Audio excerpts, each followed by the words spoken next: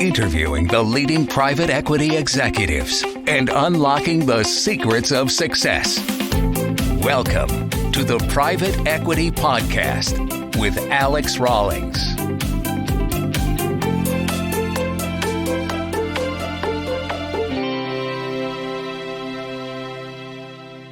Hello, everybody, and welcome back to the Raw Selection Private Equity Podcast. Joining us today is Jon Thompson of Blue Margin, co-founder and chief strategy officer of a business intelligence advisory firm operating out of Colorado in the US. Welcome, Jon, and thank you very much for sharing your insights. Hi, Alex. Thanks for having me on.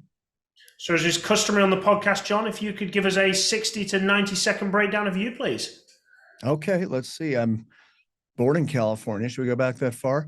Moved to Colorado when I was 2. Went to school out east, got a degree in English literature, which led me, of course, into the tech business. Spent a couple years in the Peace Corps in Africa.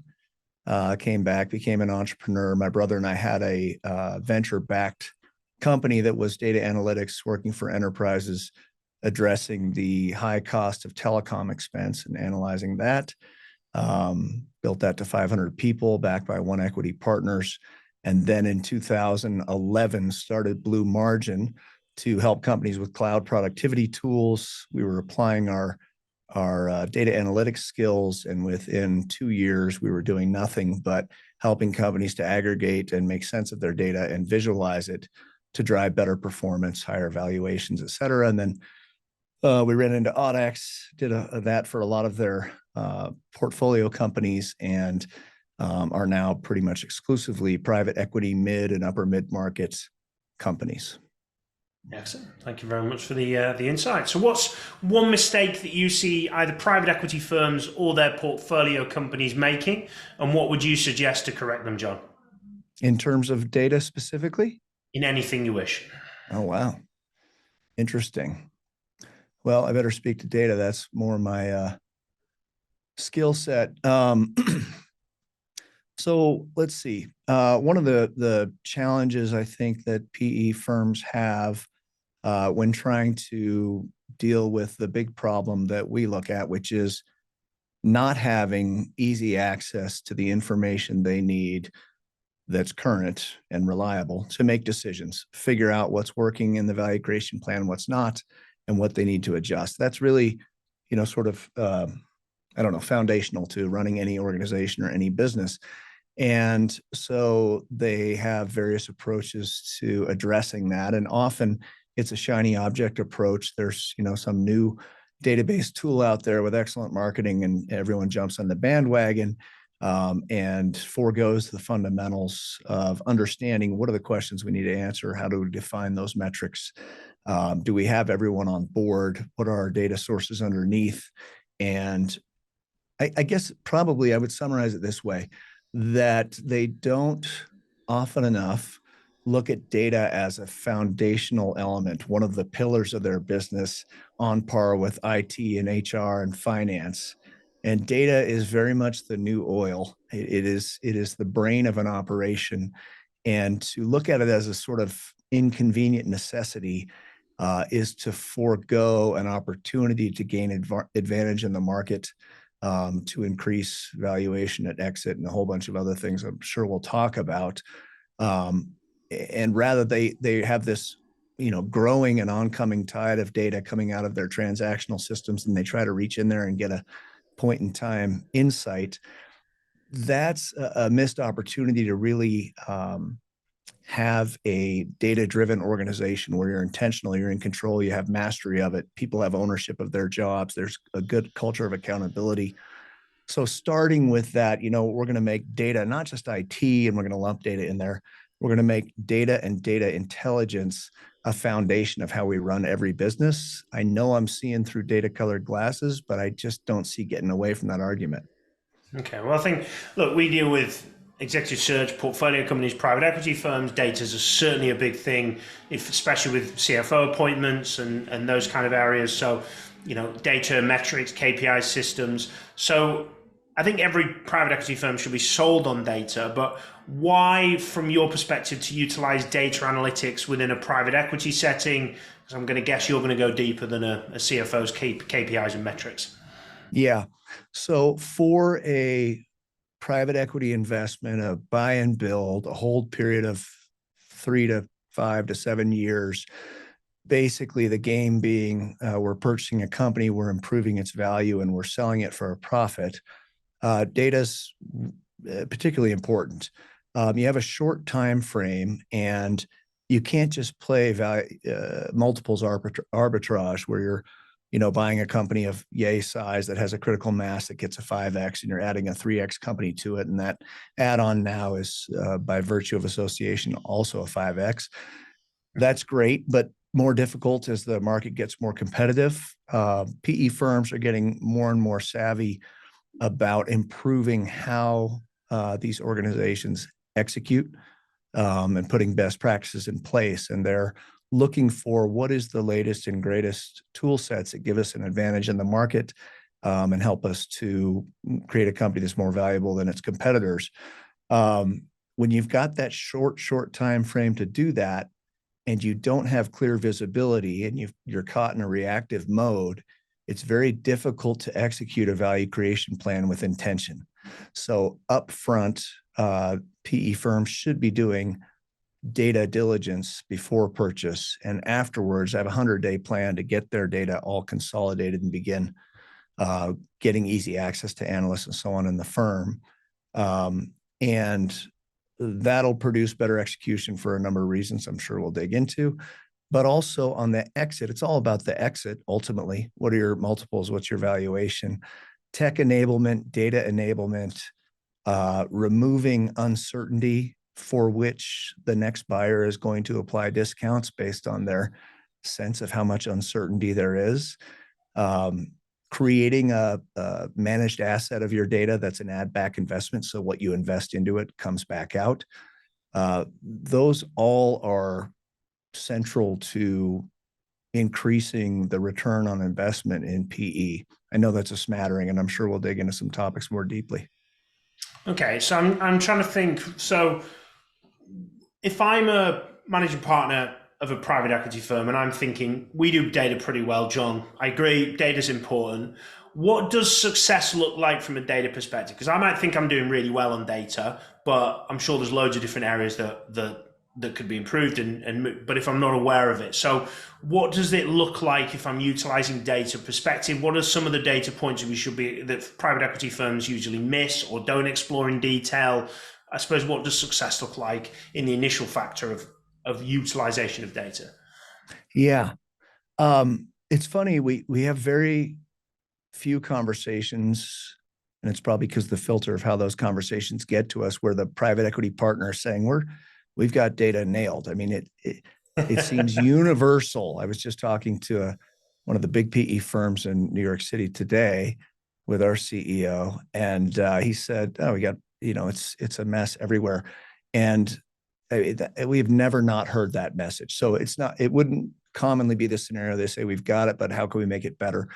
It's usually the case that they're struggling mightily with the fact that each portfolio company is very unique in terms of the talent internally, in terms of the source systems, the business systems that were purchased by someone who's not a tech person and maybe were implemented suboptimally. And there's so much out there in the markets that's offering to solve your data, whether it's Databricks or Snowflake or Azure or Redshift or, you name it, the list goes on, and it's very difficult to make sense of. And so they'll take an approach where they'll say, okay, who in this company can help us consolidate and fix this data? And usually that's someone who hasn't done it any times for an entire company. They'll implement some idiosyncratic thing that's not best practice or scalable or contains a lot of technical debt. Or they'll hire consultants for spot solutions. We need better sales reporting, and those become sort of black boxes and get shelved. We've made that mistake ourselves, so we understand that. So what does the success look like from a data perspective for PE? I think it's overcoming a lot of the knee-jerk approaches to data. It's making data a pillar of the execution strategy. And for us, our perspective, we've done this with about 270 companies or so far. For us, let me just give a little history. We've typically approached it as, what's the report that we need? What's the question we're trying to answer? Okay, there it is. Now let's work backwards to what data do we have and who's going to use it and what needs to be in front of them. Now we believe a much better approach is to get your data consolidated up front. And partly that is because the tools for putting data in a data lake, and we can talk about what that is, are much more capable, faster, less expensive. So in a matter of 8 weeks or less, take your 6 big transactional systems, get them in one place. That data lake, it's like a file folder. It's files of data, Parquet files. Difficult for a human to dig in there and get information, but they're all now in one place. And as you have questions you need to answer, then you can put a lens onto that data lake that a human can say, oh, I understand those facts and dimensions. Those things are related in a way that makes sense for our business model, and they can begin to get insights right away. So instead of approaching your data strategy as we're going to hit one area and another and land and expand until the whole thing is wired, that in our experience tends to get lost in the woods. It delivers value, but it doesn't provide a foundational solution to the problem, which is, how do we get timely, reliable information to make good decisions?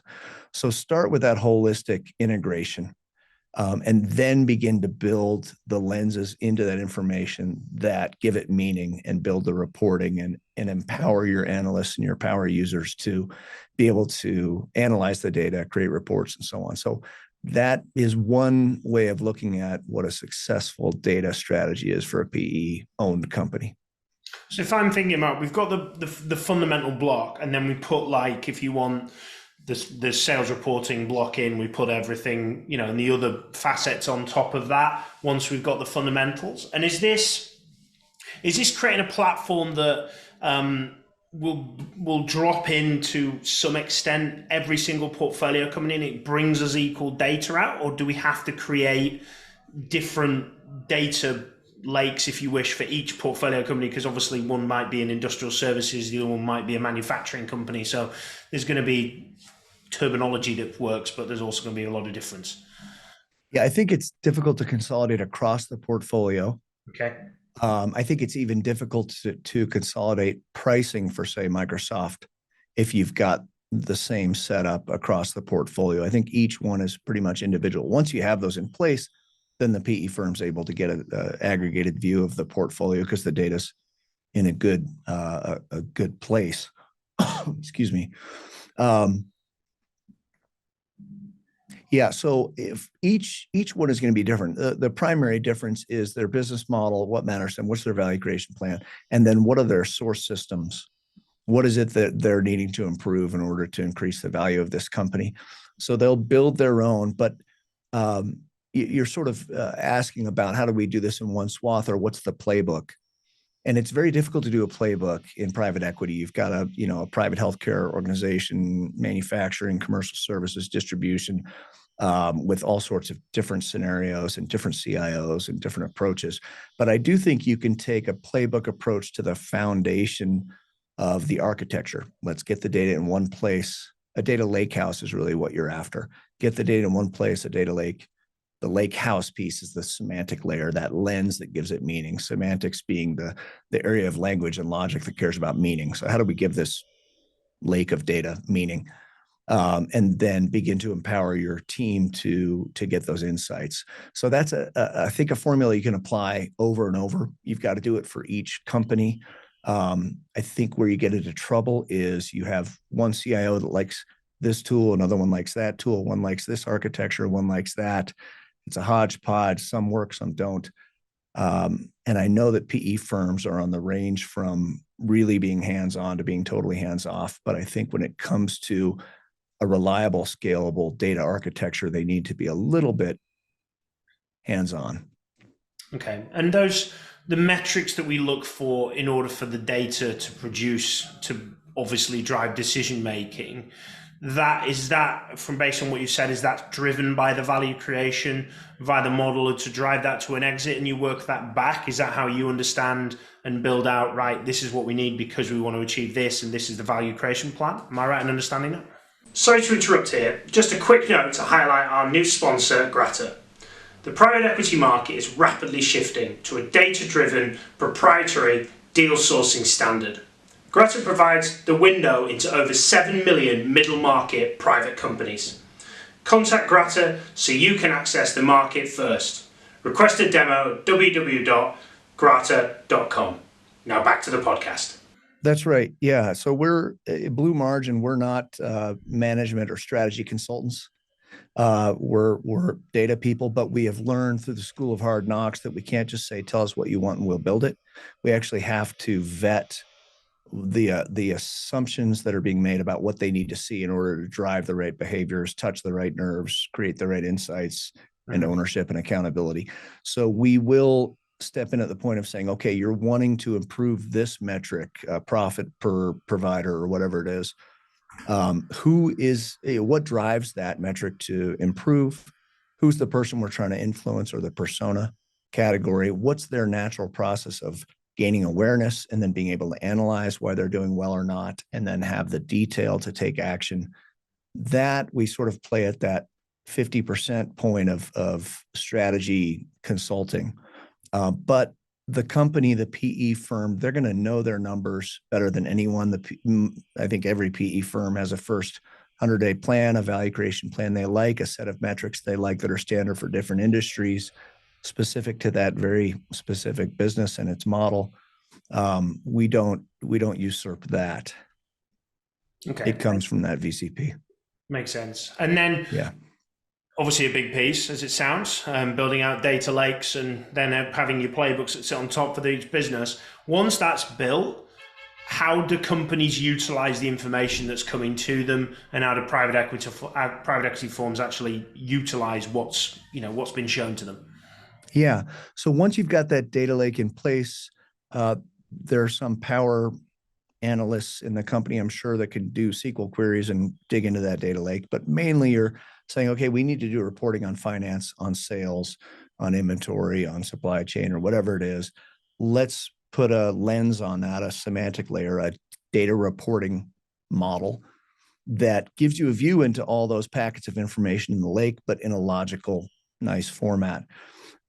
Once you have that, then really what you're looking to do is start with the executive team. What is their 6 metrics that define the vitals of the company?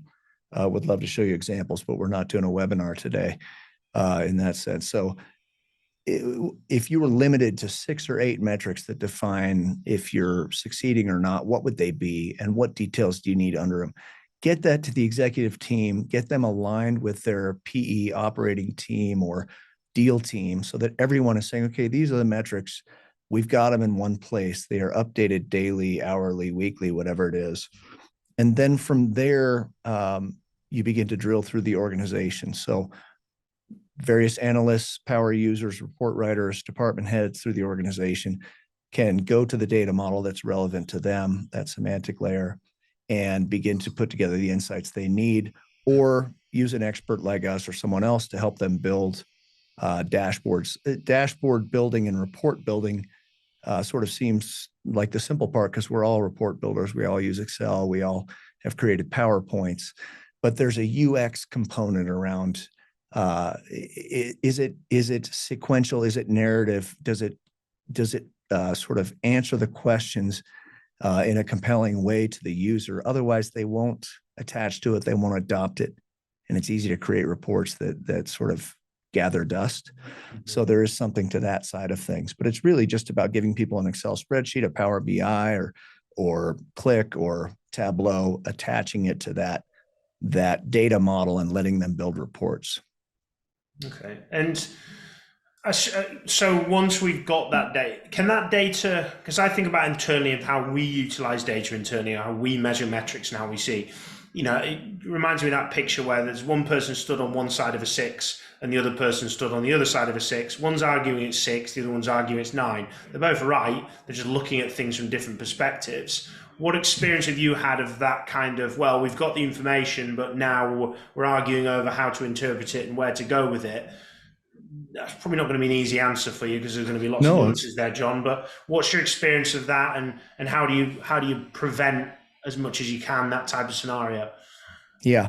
So we have seen scenarios where companies grind to a halt in defining key metrics, depending on the department, net profit or customer lifetime value or something. It becomes a knockdown, drag out fight because it's people's sense of their area of the business, their success in being effective in their job is being threatened based on how that's defined. Mm-hmm. And if you don't have a fairly cohesive culture, that can fall apart. So that is an issue. The way that we like to address it, because we don't want companies to bog down, not good for them, not good for us, is start with those high level metrics. So we do a workshop and say, where do you need to be in 3 years? What are the key initiatives, opportunities, and risks, and what are the metrics that define your value creation plan? And then when you work backwards from those to the leading indicators and so on, that begins to untangle some of those sort of partisan arguments around what should this metric, how should this thing be calculated? If you break down what is actually the operational or the sequence and process that results in that outcome, it becomes obvious pretty quickly how it needs to be calculated. It's not a political or sort of a turf debate. So that's how we've approached it, but it can be a sticky point for companies. Okay. And then I suppose this has been created, and you mentioned about the black box type scenario, something gets built and then gets parked to one side. How do you then create, I suppose it's going to be a cultural element, how do you create a culture that utilizes data, is driven around data, and how do we get people to bloody use the stuff once we've got the information, I suppose? Yeah. Two ways. One is accountability, and the other one is to make your reports persona-centric, not topic-centric. So everything that we do and this topic of data intelligence is about rendering data for a human to consume, to touch the right nerves, to improve decision-making and prioritization and the right behaviors. So it's important that when you create a report that you're really understanding how does that person naturally think about gaining awareness into the metrics that they somehow are accountable for or influence, and then how do they think about analyzing that? If this metric of customer lifetime value is in the red, it's off track, what's their first question? Okay, I want to see my top at-risk customers, or I want to see the 20 most recently lost customers, those that stepped off our subscription or something like that. And then once I have those, then I need to know who's the salesperson, and then I dig down and I can get to where I can take action and begin to influence a better outcome.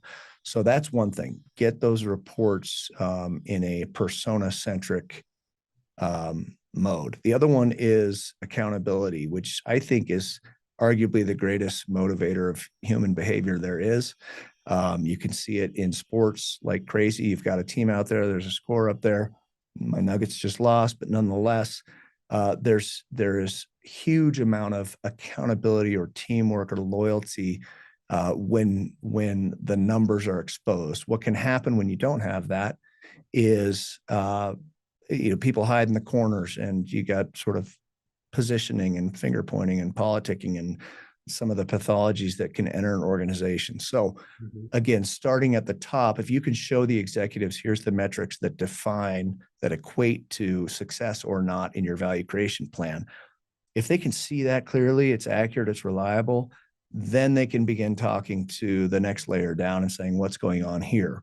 Even better, that next layer down, the VPs or managers, they have their own scoreboard, their own dashboard that's of the same quality, that shows them how their area is doing.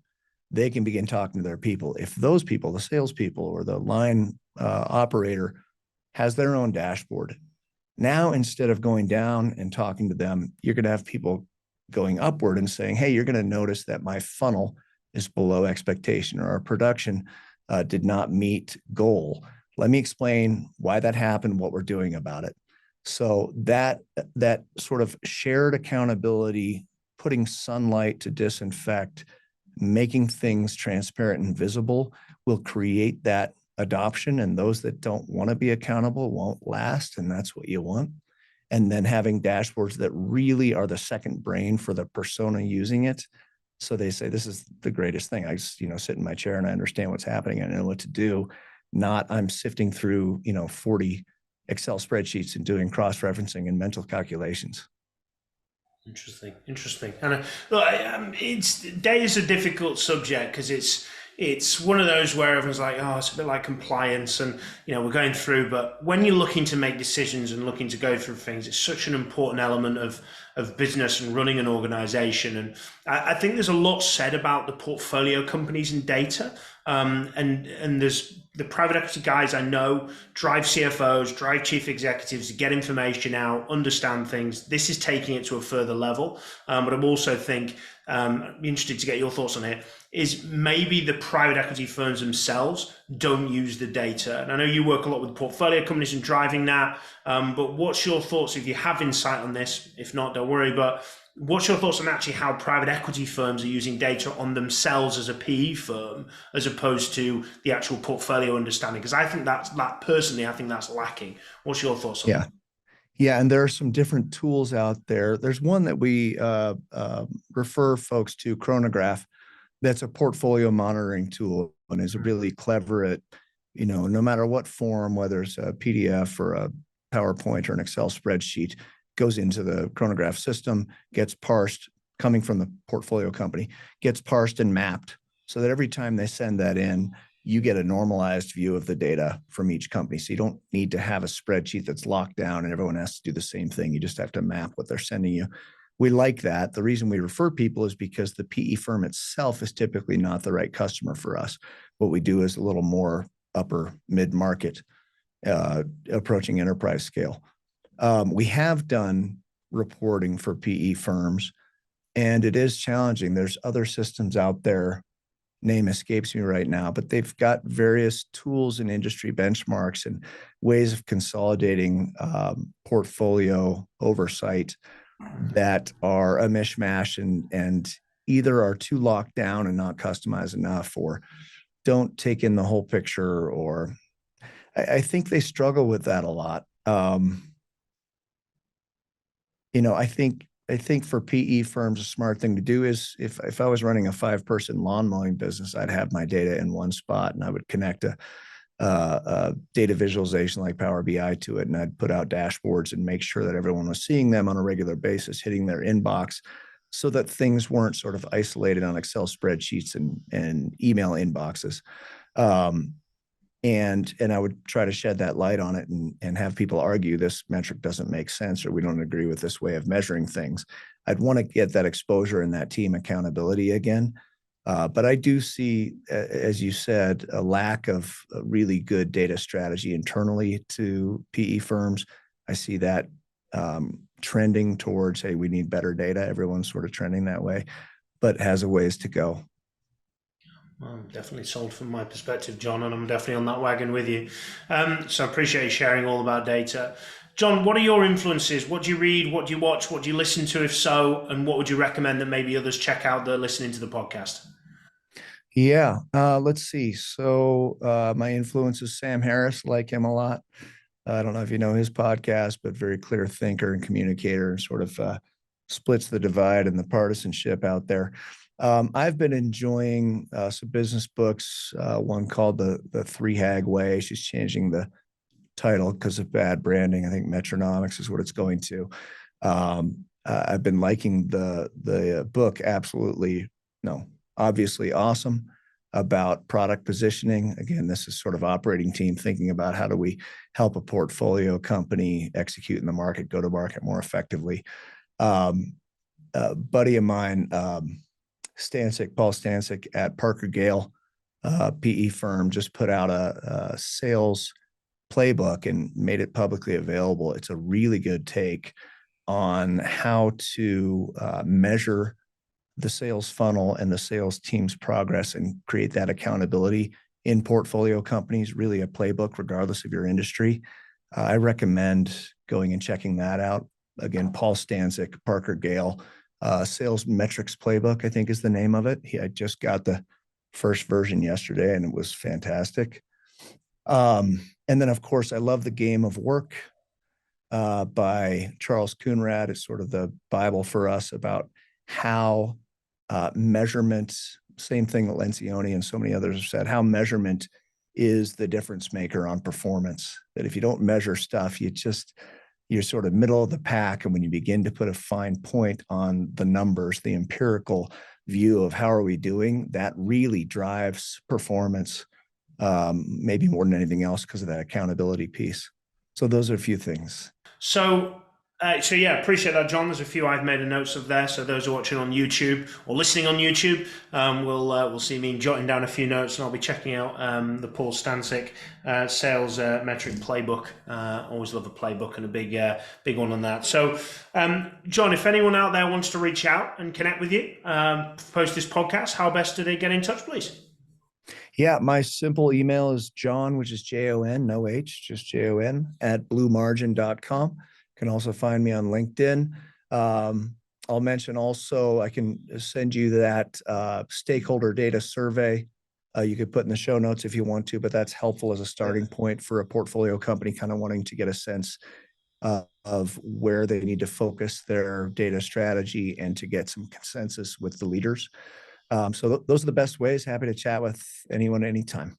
And John, I'm not going to let you go without a shout out to you're a fellow podcaster,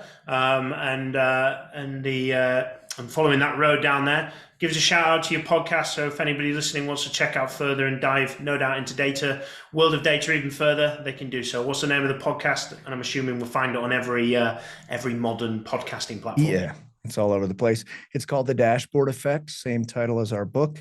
And if someone would like a copy of the book, they're welcome to reach out to me. I'll send them a hard copy and a link to a digital. But the Dashboard Effect is essentially geared towards mid-market executives and PE partners wanting to understand what's the landscape of tools out there and how do we efficiently, predictably use data as a driver of progress. So glad for folks to check that out. Perfect, guys. Well, please do so. So, well, John, thank you very much for joining us, exploring the world of data, coupled in with the world of private equity and portfolio companies. Plenty to action for both PE executives and portfolio executives. So thank you very much for sharing all of that you have done today. Thanks, Alex. It was a pleasure. Talk soon. Excellent. Thank you very much. And as always, for those listening, thank you very much for joining us. Should you ever need support with private equity professional recruitment or, of course, portfolio executive hiring, please do reach out to us at Raw Selection. If you've not already, please do subscribe to the podcast and you'll be notified of the next podcast that comes out, which happens every 2 weeks. But till the next time, keep smashing it, and thank you very much for listening. Thank you for listening to the Private Equity Podcast on www.raw-selection.com.